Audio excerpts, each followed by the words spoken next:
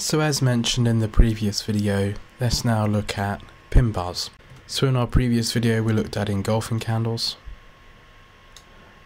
when we have a candle that engulfs or overshadows the candle previous, and we talked about how useful engulfing candles are, what they can show us, and how they benefit traders.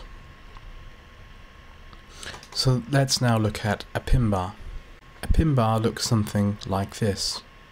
As always, we have an opening price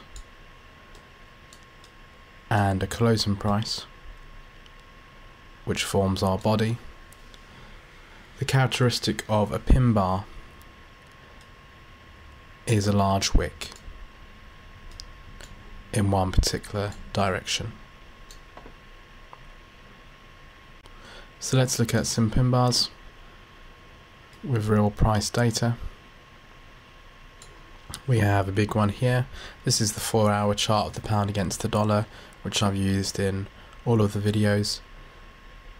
Here's a very typical pin bar. This small body and a large wick in one direction.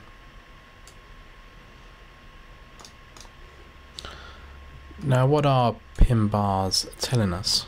Well, first of all, we have our opening and closing price. On a pin bar, the body can be bullish or bearish. Does not really have any significance. It's the wick that's significant on a pin bar. What it's telling us is price was all the way up here, but because of selling power, price has dropped in the period of the candlestick from here down to here, and we could have a pin bar the other way, showing us that price was down here, but great buying power has come into the market and pushed price up to here. So pin bars show us where great buying or selling power is coming into the market, where buyers or sellers have really pushed price from one area of the market to another, from down here back up to here, and they can signal reversals, price reversals,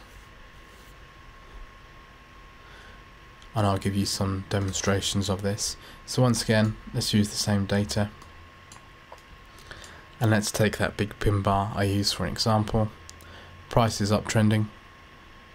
We have our pushes and pullbacks. We have this push. We then have a pin bar, so price was up here. Sellers have pushed price all the way back down here. So great selling power coming into the market, and price then temporary reverses, and we have a pullback. You'll notice we have a pin bar here. Here's our body. Price was down here, but buyers are coming into the market, and then price goes for another push.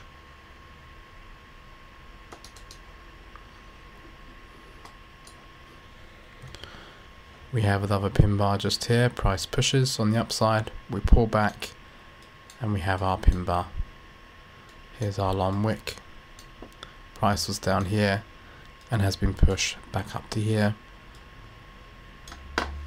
and then we have another push. So pin bars are showing great force, either buying or selling force in the markets, and can be used as a signal that price is going to reverse. May not reverse as a downtrend comes an uptrend, or an uptrend becomes a downtrend, but they definitely can be used to signal perhaps the end of a push or the end of a pullback. If we look at a daily chart of the pound against the dollar, we can see another example. We're on an uptrend, we have a push and a pullback, we have another push and a pullback, and we have a pin bar on this pullback, our small body and long wick, and then we have a smaller pin bar appear here, small body and long wick, and then price goes for another push. So understanding the basic principles I've taught so far in these videos, that price behaves in a stepping motion when trending,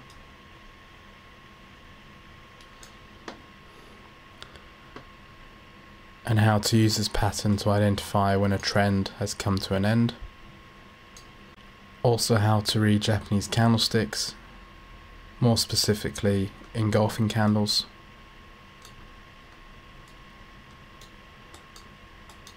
And pin bars. We stand a better chance at profiting from financial markets. In coming videos I will continue to demonstrate basic technical analysis principles and methods that can be used to speculate with high probability where future price is going to be. Thank you for watching.